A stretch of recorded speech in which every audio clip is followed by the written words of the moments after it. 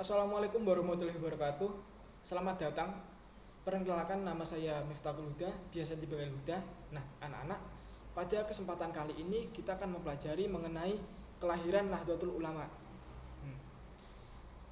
Kalau sebelumnya mungkin di kelas 1 sampai 3 kita belum mempelajari mengenai keaswajaan, maka mulai dari kelas 4 ini yang insya Allah sampai kelas 6 kita akan mempelajari mengenai keaswajaan atau Nahdlatul Ulama atau ke-NU-an. Ini sebagai muatan lokal karena kita bersekolah di Madrasah Ibtidaiyah Nahdlatul Ulama Terpadu Sumber Gempol. Nah, kalau dilihat di LKS halaman 3, ini kelahiran NU didasari oleh dua hal. Yang pertama yakni karena penjajahan Belanda, yang kedua yakni karena aliran Wahabi di Timur Tengah. Pertama, kenapa kok penjajahan Belanda ini bisa mempengaruhi terbentuknya Nahdlatul Ulama di Indonesia?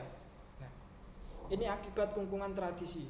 Dalam artian pemerintahan kolonial pada masa itu mereka berusaha untuk menghilangkan rasa nasionalisme di masyarakat Indonesia. Salah satunya melalui apa? Melalui pelarangan atau pembatasan kegiatan-kegiatan yang bersifat tradisi dan kebudayaan. Nah, sedangkan tradisi dan kebudayaan ini sudah mendarah daging di bangsa Indonesia.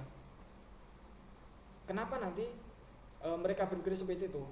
Karena apabila mereka kehilangan tradisi dan kebudayaannya, mereka akan kehilangan identitas kebangsaannya, identitas diri mereka, identitas bangsa Indonesia, identitas Nusantara.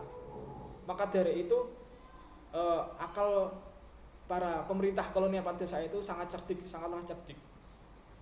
Karena dari hal yang paling mendasar sendiri, dari bisa dibilang apabila mereka tidak kenal bangsa mereka sendiri, mereka akan mudah untuk dijajah.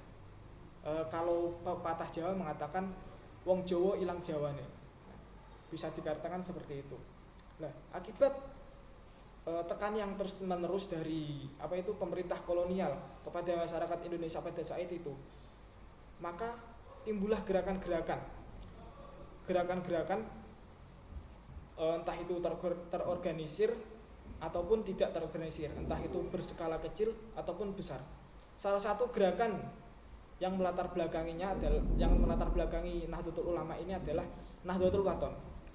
Gerakan Nahdlatul Wathon atau kebangkitan tanah air ini timbul dari kalangan pesantren. Nah, akibat gerakan-gerakan ini timbullah lagi gerakan-gerakan serupa di seantero Nusantara. Contoh kalau misalkan gerakan Nahdlatul Wathon ini timbul di Jawa, lalu kegiatan ini menyebar, pemahaman dalam gerakan-gerakan ini menyebar, lalu timbullah gerakan serupa di misal Sulawesi ataupun di Sumatera, Papua, bahkan sampai ke Malaysia. Karena pada masa itu masih dalam cakupan wilayah Nusantara. Nah, yang kedua yakni karena pengaruh paham Wahabi di Timur Tengah. Nah, kenapa kok yang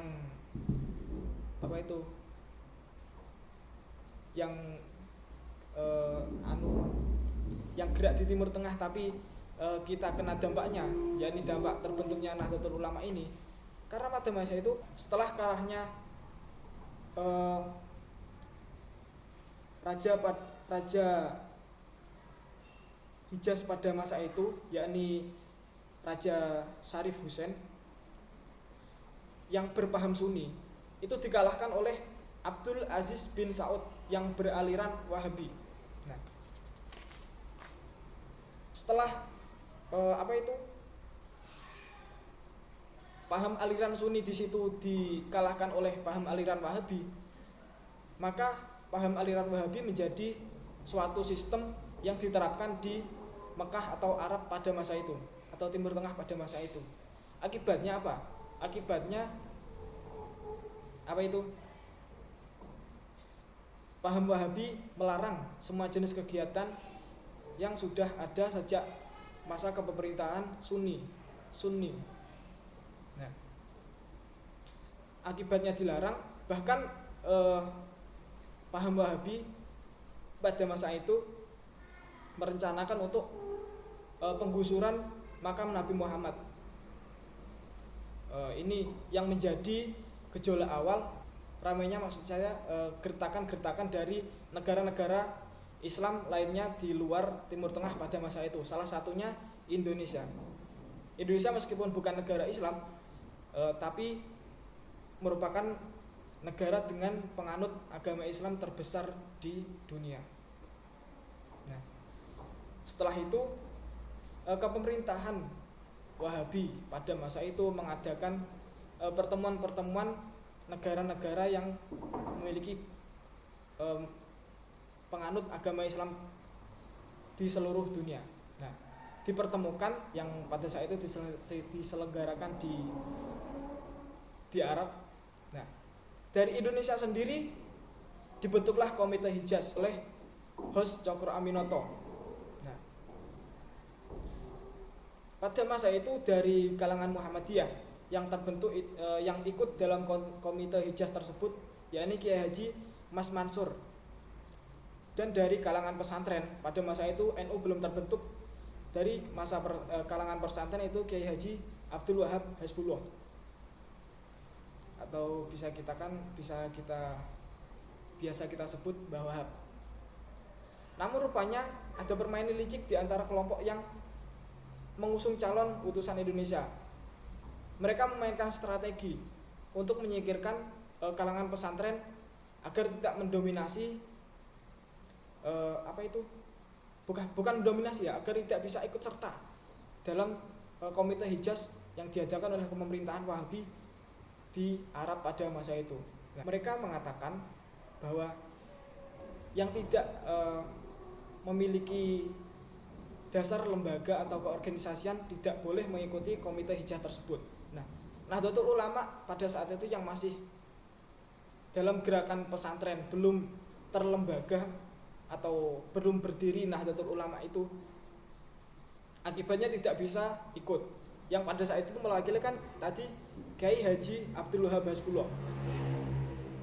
Nah, akibatnya hal tersebut juga yang melatar belakangi untuk terbentuknya NU menjadi sebuah organisasi kelembagaan.